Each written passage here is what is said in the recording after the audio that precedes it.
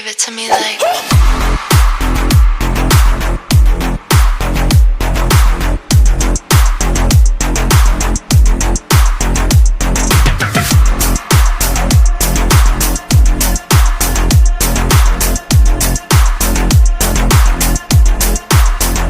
I love you.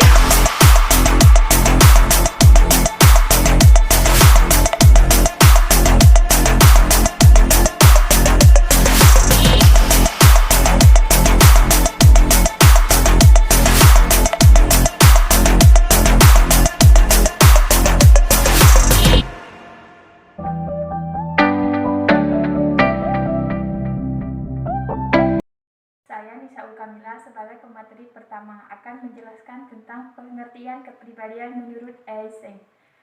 Kepribadian menurut Eysenck merupakan keseluruhan pola tingkah laku yang aktual maupun potensial dari manusia yang berasal dari genetik dan lingkungan. Yang kedua, ada dasar biologis dari kepribadian menurut Eysenck.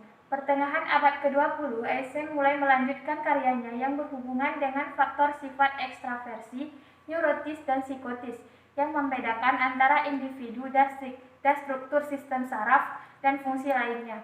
Tinjauan teori ini ditunjukkan pada ekstraversi maupun introversi dan neurotis pada spesifik kortikal dan subkortikal maupun dari struktur otak. Pusat dari teori ini berasal dari konstruk general aurosal. Penyebaran energi tubuh merupakan sistem-sistem respon yang berhubungan dengan mengamati aktivitas fisik. Eysenck beranggapan bahwa hakikatnya seluruh perilaku manusia itu dipengaruhi aspek psikologi maupun fisiologi. Pikiran dan perilaku manusia jika dilihat dari perspektif biologis yang menekankan pada fisiologis dan aspek hereditas, termasuk otak dan saraf-saraf, hormon-hormon dan sistem endokrin, genetik maupun evolusi. Selanjutnya, hierarki faktor-faktor kepribadian. Kepribadian merupakan sebagai organisasi tingkah laku oleh Eysenck yang dipandang memiliki 4 tingkatan hierarki, dari hierarki paling tinggi ke hierarki paling rendah. Keempat hierarki tersebut yaitu: 1. Hierarki tertinggi yaitu tipe, merupakan suatu kumpulan dari traits yang mewadahi kombinasi traits dalam suatu dimensi yang luas. Yang kedua, hierarki traits, yaitu kumpulan kecenderungan bagian koleksi respon yang saling berkaitan atau mempunyai kesamaan tertentu, merupakan disposisi kepribadian yang sangat penting dan bersifat permanen. Hierarki yang ketiga adalah habit ataupun kebiasaan. Kebiasaan tingkah laku atau berpikir dan kumpulan respon spesifik, serta tingkah laku atau pikiran yang muncul untuk merespon suatu kejadian yang mirip. Keempat, hierarki terendah, yaitu respon spesifik, tingkah laku yang secara aktual dapat diamati yang berfungsi sebagai respon terhadap suatu kejadian. Kemudian, Eysenck mengemukakan 3 tipe berdasarkan dimensi. Yang pertama, traits dari ekstraversi adalah sociable, lincah, aktif, asertif, mencari sensasi, dan lain-lain. Yang kedua, ada traits dari neurotisme, yaitu cemas, tertekan, berdosa, harga diri yang rendah, tegang, irasional, dan lain-lain. Kemudian yang ketiga, traits dari psikotisme merupakan agresif, dingin, egosentrik, tak pribadi, antisosial, dan lain-lain. Kemudian ada tipe. Eysenck menemukan dan mengeksplorasi tipe-tipe neurotisme, psikotisme, dan ekstraversi tanpa menyatakan secara eksplisit peluang untuk menemukan dimensi yang lain pada masa yang akan datang. Namun, dari pendek atau metodologik yang sangat terbuka di mana Eysenck menyerap berbagai konsep dan dari banyak pakar, terkesan penambahan dan penyempurnaan terhadap dirinya sebagai suatu yang wajar. Yang pertama, ekstraversi. Istilah ekstraversi dan introversi dipakai pertama kali oleh Jung. Menurut Jung, ekstraversi merupakan orang yang pandangannya objektif dan tidak pribadi, sedangkan introversi adalah orang yang pandangannya subjektif dan individualis. Ekstraversi ini mempunyai 9 sifat, sebagaimana ditunjukkan oleh trait-trait di bawahnya. Dan introversi adalah sebaliknya dari ekstraversi yang tidak sosial, pendiam, pasif, ragu, banyak pikiran, sedih, penurut, pesimis, dan penakut. Asian yakin bahwa penyebab utama perbedaan antara ekstraversi dan introversi adalah keterasaan korteks atau CAL, cortical arousal level, di mana kondisi fisiologis yang sebagian besar bersifat keturunan. Saya Rusatun Nisa. Di sini saya akan menjelaskan tentang tipe-tipe kepribadian dari Aysen. Untuk tipe kepribadian yang pertama telah dijelaskan oleh Nisaul Kamila tadi. Nah, selanjutnya saya akan menjelaskan tipe kepribadian dari Aysen yang kedua. Nah, jadi tipe kepribadiannya itu yang kedua ada neurotitisme. Jadi seperti tipe kepribadian pertama dari Aysen yaitu ekstraversi, tipe kepribadian yang kedua ini yaitu neurotitisme juga mempunyai komponen hereditas yang kuat seperti tipe kepribadian yang pertama. Nah, jadi si Aysen ini telah melaporkan beberapa penelitian yang menemukan bukti bahwa dasar dari genetik atau hereditas itu dapat diperoleh dari sifat neurotik atau trait neurotik, yaitu gangguan kecemasan, histeria, dan obsesif kompulsif. Nah, jadi menurut si Aysen ini, orang yang skor neurotiknya tinggi itu sering mempunyai kecenderungan reaksi emosionalnya yang berlebihan dan sulit kembali normal sesudah emosinya meningkat. Nah, orang-orang ini sering mengeluh dengan simptom fisik seperti sakit kepala, sakit pinggang, dan permasalahan psikologis yang kabur seperti khawatir dan cemas. Nah, namun neurotitisme itu bukan neurosis dalam pengertian yang umum. Orang bisa saja mendapat skor neurotitisme yang tinggi, tetapi tetap bebas dari simptom gangguan atau mengidap gangguan psikis tingkat kedua. Nah, selanjutnya tipe kepribadian dari Aysen yang ketiga yaitu psikotitisme. Jadi orang yang skor psikotitismenya tinggi itu memiliki trait atau sifat yang agresif, sifat yang dingin dan egosentrik. Juga mempunyai sifat yang taat pribadi, impulsif, antisosial, kreatif, keras hati.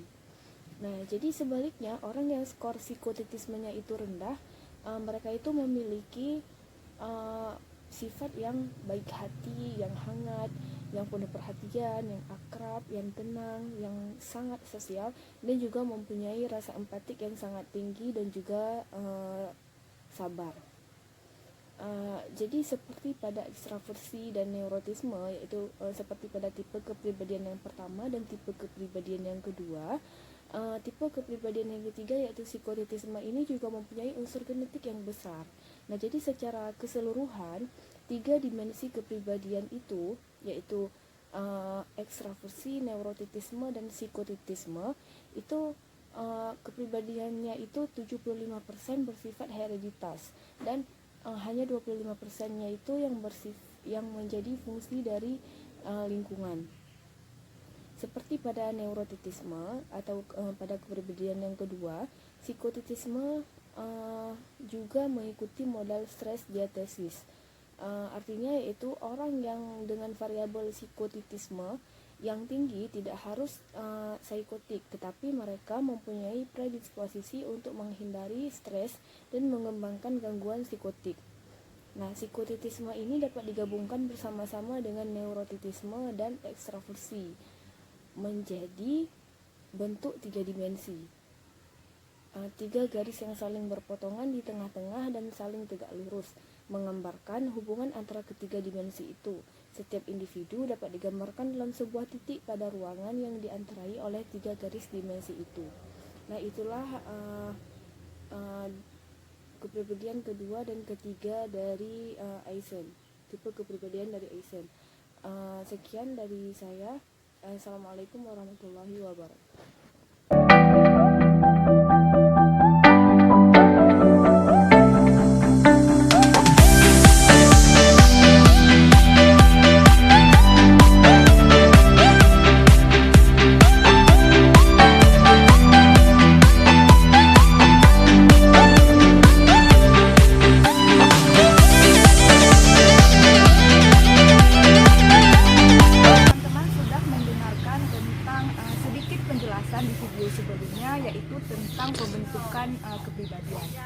Jadi pembentukan kepribadian ini dia dikemukakan atau kita membahas tentang teori Einstein. Nah, dari teori Einstein ini dia lebih menekankan pada peran herediter. Peran herediter ini adalah peran pewarisan. Herediter ini sebagai suatu faktor dari penentu trait ekstraversi, trait neurotisme, dan psikotisisme. Yang ketiga trait ini sudah dibahas oleh teman kita sebelumnya. Dan Einstein juga berpendapat bahwa semua tingkah laku yang tampak dia itu dipengaruhi dari lingkungan sekitarnya. Einstein juga berpendapat bahwa kepribadian berasal dan bisa terbentuk melalui interaksi fungsional yang terdiri dari 4 sektor utama, yaitu ada sektor kognitif yang merupakan intelijensi, sektor konatif yang merupakan karakter, sektor afektif yang merupakan temperamen, dan sektor somatik konstitusi. Jadi menurut Einstein ini, stimulus baru begitu dapat diikatkan dengan stimulus yang asli, sehingga setiap individu dapat mengembangkan cara respon stimuli yang dapat terjadi karena akibat adanya stimuli yang lain. Tanpa adanya tujuan yang fungsional, jika tingkah laku tersebut diperoleh dari belajar, maka dapat dikatakan bahwa tingkah laku itu juga bisa dihilangkan dengan belajar. Jadi menurut Einstein ini, dia memilih model terapi tingkah laku untuk menangani tekanan psikologis yang dipusatkan pada pengubah tingkah laku. Kita katakan bahwa pembentukan trait ini dalam penentuan faktor perolehan trait adanya ekstraversi, neurotisisme, dan psikotisme. Jadi pada teori ini dia lebih menekankan pada peran herediter yang merupakan simpulkan secara keseluruhan tentang pembentukan kepribadian Einstein ini bahwa diperoleh dari keturunan ataupun herediter dan juga lingkungan. Jadi yang diperoleh dari beberapa sektor yang sudah dijelaskan tadi, yaitu ada sektor kognitif, sektor konatif, afektif, dan juga sektor somatik. Untuk pemaparan selanjutnya akan dijelaskan oleh teman kita. Warahmatullahi wabarakatuh. Baiklah, di sini saya akan menjelaskan tentang aplikasi pada judul materi kami, yaitu ada metode penelitian. Nah, di mana seperti teori traits pada umumnya, teori Eysenck menawarkan variabel-variabel yang mudah dikembangkan menjadi definisi operasional, sehingga memungkinkan dilakukannya penelitian yang aplikatif. Si Einstein itu tadi, dia termasuk 10 besar pakar psikologi dengan karya tulis terbanyak yang semua tulisannya itu berangkat dari perspektif biologik dan genetik. Nah, ada analisis kriterion dari si Eysenck ini tadi mengharuskan peneliti mulai dari mengembangkan hipotesis, mengembangkan spesifikasi variabel latar belakang yang akan diteliti, baru kemudian menyusun seperangkat alat ukur yang dirancang untuk mengungkapkan faktor-faktor yang dihipotesakannya itu. Responden yang diteliti itu sekurang-kurangnya berjumlah 2 kelompok yang diduga mempunyai perbedaan tingkat kepemilikan variabel yang akan diukur. Nah, kelompok dengan tingkat kepemilikan variabel yang berbeda itu disebut kelompok kriterion, dan analisis faktor yang melibatkan kelompok kriterion itu disebut analisis kriterion.